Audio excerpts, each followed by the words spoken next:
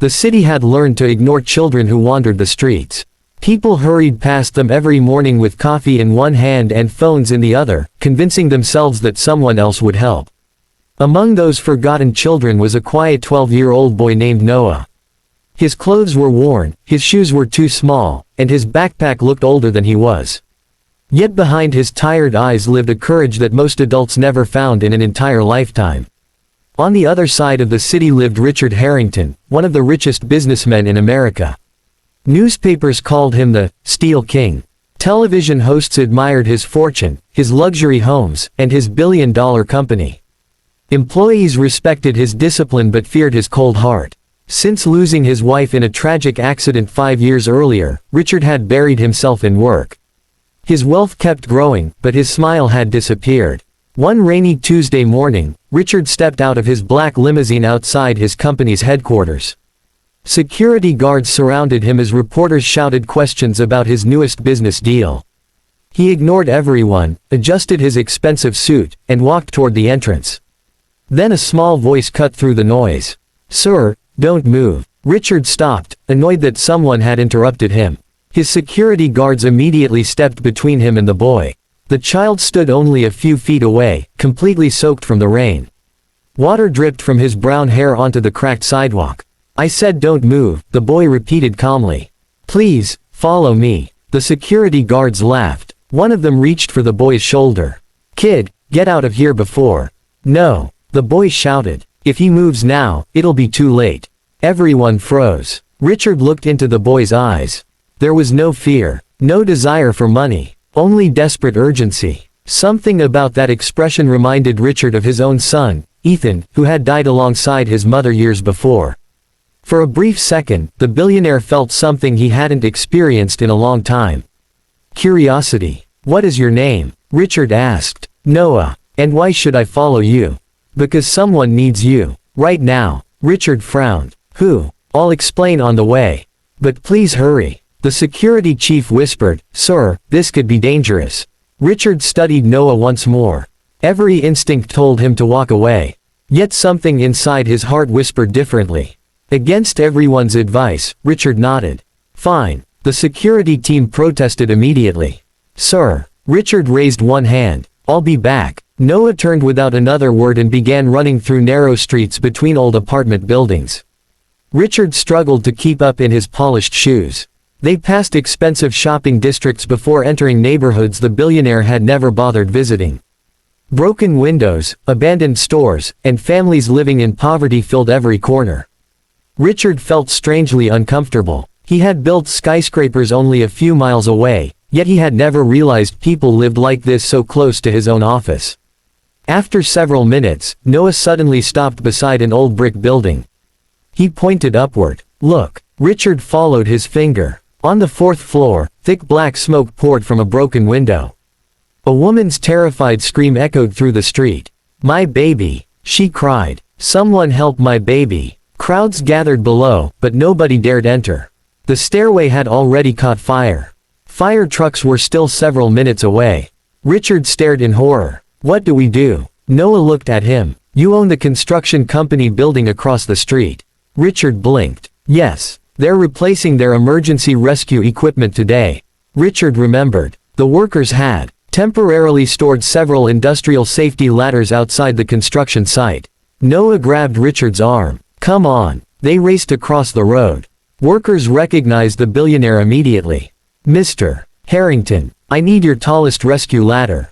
No one questioned him. Within seconds, several workers carried a massive extendable ladder toward the burning building. Richard helped position it while Noah climbed first. "Wait," Richard shouted. "It's dangerous." Noah looked down. "That baby doesn't have time." Without hesitation, the boy climbed toward the smoke. Richard couldn't believe what he was seeing. A homeless child risked his own life while hundreds of adults watched from below. Unable to stand still, Richard followed him. Smoke burned his lungs as they reached the 4th floor window. Inside, flames spread across the kitchen. A frightened infant cried inside a bedroom. Noah covered his mouth with his soaked jacket and crawled through the smoke. There, Richard spotted the crib. Together they reached it just before burning wood collapsed from the ceiling. Richard lifted the baby into his arms.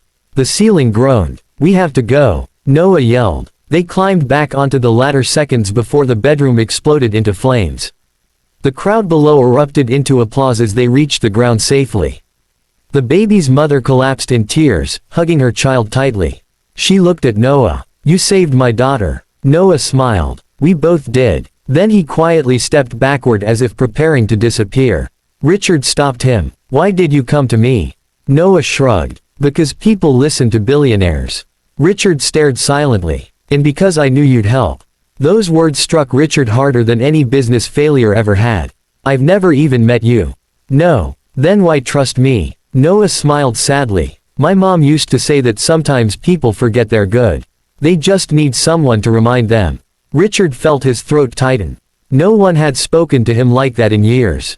An ambulance arrived. Paramedics checked the baby before thanking both rescuers.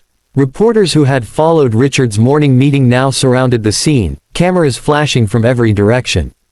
They praised Richard as a hero. Yet Richard pointed toward Noah.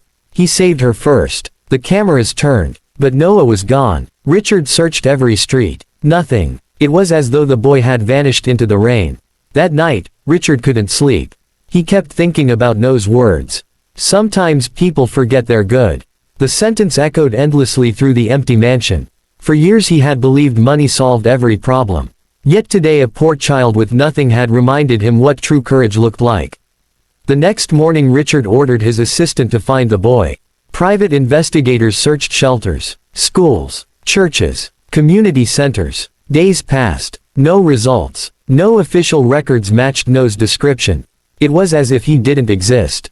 Meanwhile, Richard's rescue story spread across television and social media. People celebrated the billionaire's bravery.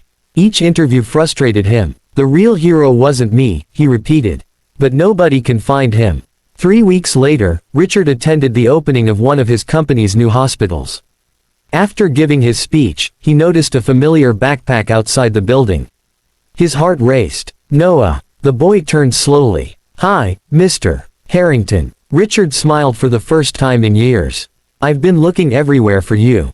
"I know. You knew. I saw your posters. Why didn't you come?" Noah looked down. "I didn't think rich people stayed interested for long." Richard knelt until they were eye to eye. "I owe you my life." "No. You reminded me who I used to be." For several seconds, neither spoke. Finally Richard asked gently, "Where do you live?" Noah hesitated, then pointed toward an abandoned warehouse near the railway tracks. "My mom and I stay there." "Your father? He left before I was born." "And your mother?" Noah's smile disappeared. "She's very sick." Richard's expression changed instantly. "Sick how?" Noah swallowed hard. "The doctors say she needs treatment, but we can't pay." Richard felt a knot form in his chest. "Why didn't you tell me before?" "Because saving my mom wasn't why I asked you to follow me that day."